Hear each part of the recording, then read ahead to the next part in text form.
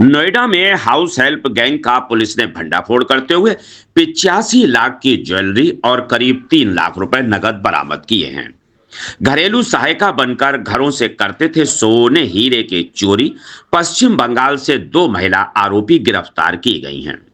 Noida police ने sector 24 और sector 49 थाना क्षेत्रों में लगातार हो रही ज्वेलरी चोरी की वारदातों का बड़ा खुलासा करते हुए घरेलू सहायिकाएं बनकर चोरी करने वाली दो महिलाओं को गिरफ्तार किया।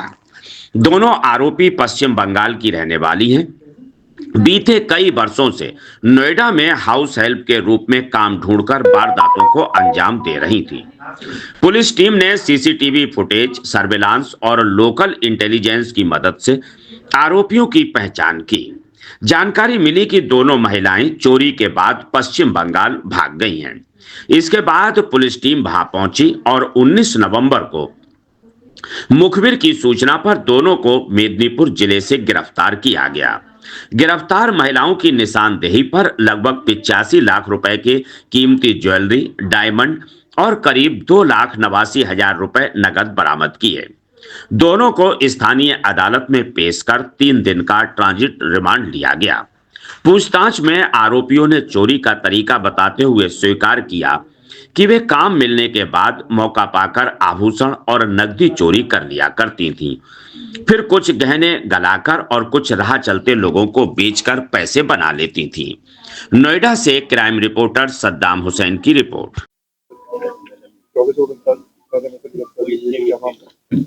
ये थाना क्षेत्र 24 और 49 में दो घरों में चोरियां हुई थी, जिसको रिपोर्ट किया गया था और सीपीओएम के निर्देशन में एडीसीपी और एसीपी के नेतृत्व में और दोनों थानों में संयुक्त रूप से टीमें बनाई गई थी, जिसके आधार पर लगातार सीसीटीवी, सर्विलांस और जो हमारे सूत्र हैं उनसे जानकारियां इकट्ठा की गई। लगातार बहुत सारे लोगों को फोटोज दिखाए गए और सीसीटीवी सर्च किए गए। लगभग 300-400 सीसीटीवी में पूरे रूट पे सर्च किए गए। उसके आधार पे कुछ फोटो सामने आए, जिसको वेरीफाई कराया गया। जो इसमें वादी है दोनों केसों के, उनसे जब वेरीफाई कराए गए उन फोटो को, तो दो महिला इसमें संदिग्ध रूप से पता चला कि ये दो महिलाएं हैं जो घरों में काम करने के बहाने घरों में नौकरी लेती हैं और उसके बाद चोरी करके ये गायब हो जाती हैं। इसके बाद जब पूरी टीम ने जानकारी की तो पता चला कि ये दोनों महिलाएं पश्चिम बंगाल में हैं और वहां पे जो दो भाई हैं उनके साथ इनकी शादी हुई है। दोनों सगी बहनें भी हैं और एक ही परिवार में दोनों महिलाओं की शादी भी हुई है और ये क्षेत्र में घूम घूम के इसी तरीके से नौकरी लेकर के काम करने के बहाने चोरियां करती हैं, जिसमें वो घरों में अंदर तक जाती हैं जहां सामान ज्वेलरी वगैरह रहती है और वहां से ये चोरी कर लेती हैं।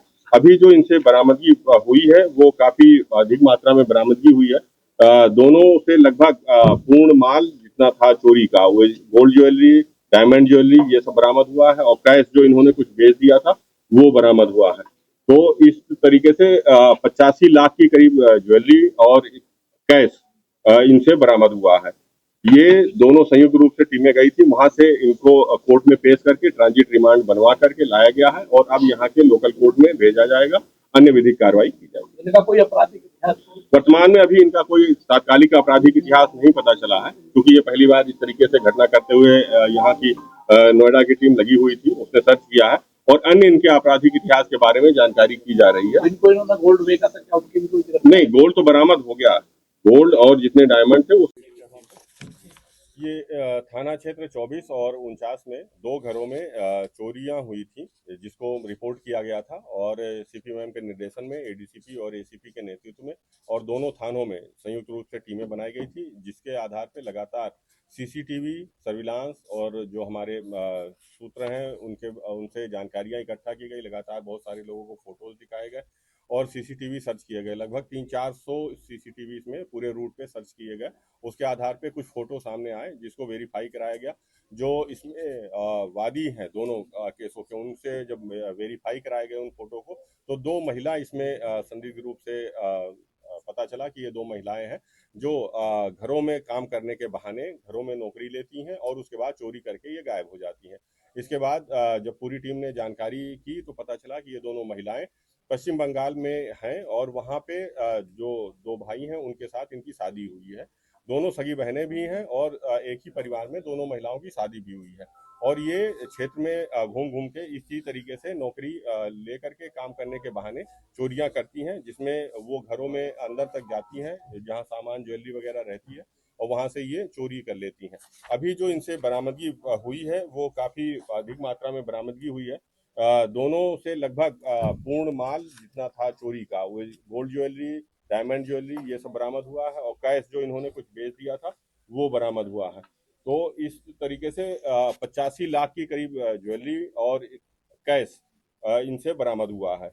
ये दोनों संयुक्त रूप से टीमें गई थी, वहां से इनको कोर्ट में पेश करके ट्रांजिट रिमांड बनवा करके लाया गया है और अब यहाँ के लोकल कोर्ट में भेजा जाएगा, अन्य विधिक कार्रवाई की जाएगी। इनका कोई आपराधिक इतिहास? वर्तमान में अभी इनका कोई तात्कालिक आपराधिक इतिहास नहीं पता चला है, क्योंकि ये पहली बार इस तरीके से घटना करते हुए यहाँ की नोएडा की टीम लगी हुई थी, उसने सर्च किया है और अन्य इनके आपराधिक इतिहास के बारे में जानकारी की जा रही है। इनको इन्होंने गोल्ड बेचा था क्या? उनकी भी कोई गिरफ्तारी? नहीं, गोल्ड तो बरामद हो गया, गोल्ड और जितने डायमंड थे वो सब बरामद हुए और उनको ट्रांजिट रिमांड पे लिया गया। टीम को कोई नाम की घोषणा सर? सर जो गोल्ड ये सबसे बड़ी बात है कि ये लोगों का विश्वास अर्जित करते थे। जिस भी घरों में काम करने जाते थे सबसे पहले उनसे एकदम जुड़ करके उनका विश्वास अर्जित कर लेते थे और उनको बहुत ही गुड फेथ में रखते थे। उनके सारे काम, सारे आदेशों को मानना, सारे काम में बढ़ चढ़ के हिस्सा लेना, घरेलू कार्यों में सहायक के रूप में जो काम होते हैं हाउस होल्ड के, उसको बढ़ चढ़ के करते हैं तो आदमी का विश्वास हो जाता है। हर चीज को मतलब बढ़ के करना, तो परिवार का जो मुखिया होता था या परिवार के अन्य सदस्य होते थे, खासकर महिलाएं, उनका विश्वास जीतने का काम करते थे और विश्वास में ही वो धीरे धीरे उन अलमारी को, उन रैक को, उन जगहों को जहाँ पे ज्वेलरी या कैश रखे होते थे उनको टारगेट करके चिन्हित कर लेते थे और एक दिन अचानक 2-4 दिनों में ही ये लेकर के फरार हो जाते थे। पुरुष भी शामिल इनके साथ में कोई? पुरुष तो नहीं, अभी 2 ही महिलाएं हुई हैं, बरामद हुई हैं। अन्य जानकारियां इससे गहनता से उससे लगे थे या फिर?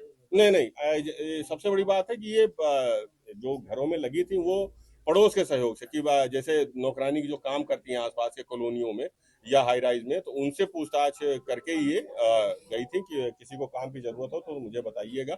इस तरीके से वो चूंकि त्योहार का सीजन था, लगातार लोगों को आवश्यकता होती है काम की और अचानक ही कई लोगों की डिमांड हो जाती है।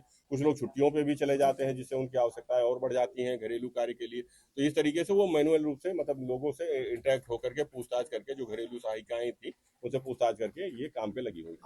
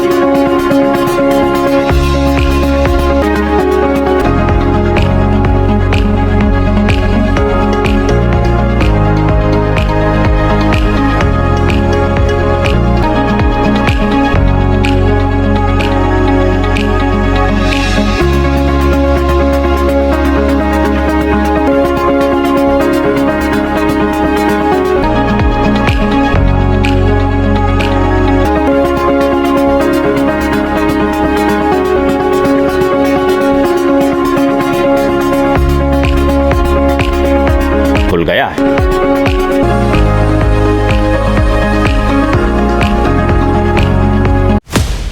आपको हमारा वीडियो पसंद आया हो तो इसे लाइक, शेयर और सब्सक्राइब जरूर करें। देखते रहिए SKS 24 न्यूज नेटवर्क।